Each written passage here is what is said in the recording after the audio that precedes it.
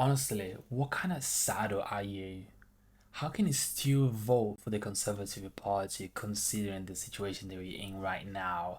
High interest rates, massive cost of living crisis, homeless crisis, 18% of the UK's population living in poverty.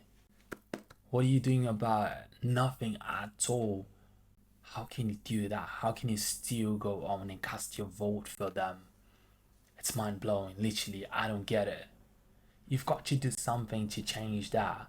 You cannot just keep on and on voting for those individuals that don't have you at their heart. Also, you've got to be talking to your parents, your grandparents, right? Especially Jay Z and millennials. You've got to do something about that.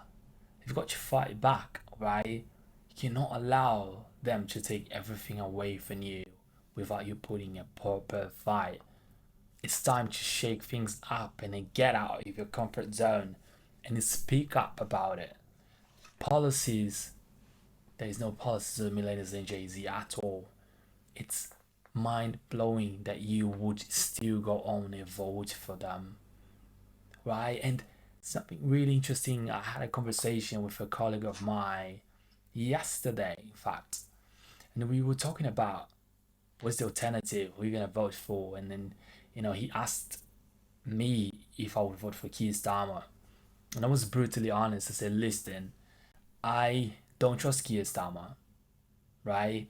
Because he has changed his mind so many times. That's the thing. The Conservative Party and the Labour Party are two different sides of the same coin.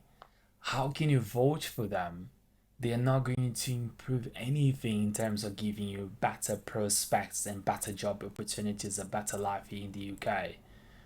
For instance, Keir Starmer is changing his pledges every single month on average. Let's put it that way. He's changing his mind all the time. He pledged that he would increase income tax for the top 5% of here in the UK. He changed his mind. He also pledged that he would scrap tuition fees for Jay-Z, pretty much, right? Of course, maybe for some millennials that trying to study a master degree, but he changed his mind again. So if you are a Jay-Z and millennial, do not vote for him, right? He's changing his mind on everything that he promised in 2019, 2020.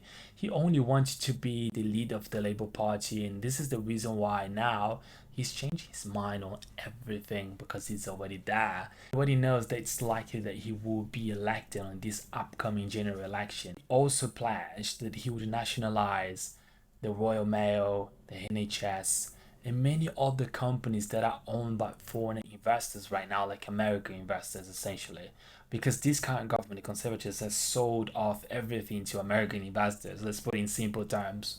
But he pledged that he would reverse all of that and nationalize them again. But recently, he already changed his mind on all of that as well. It's a sign that he can't be trusted.